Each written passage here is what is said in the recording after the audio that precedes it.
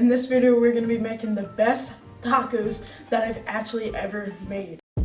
Start off with 2.5 cups of flour, then add a teaspoon of salt, and then a teaspoon and a half of baking powder.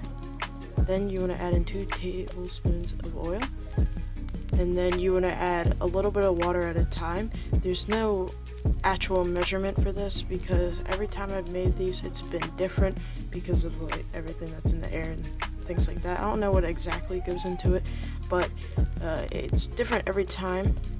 Anyways, you want to knead it for about 5 to 10 minutes, and then you want to rest it for 10 minutes. You want to break the dough up into around 15 even pieces.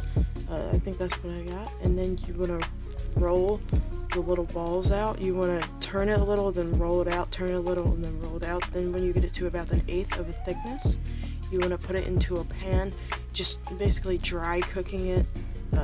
No oil in the pan, just the pan. And then you can make any types of tacos. I'm cooking steak because I'm making traditional.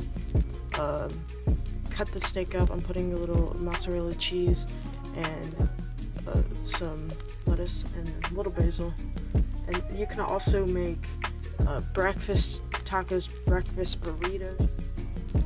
One of the things I made was a breakfast taco with bacon, egg, basil, a little bit of salt and pepper.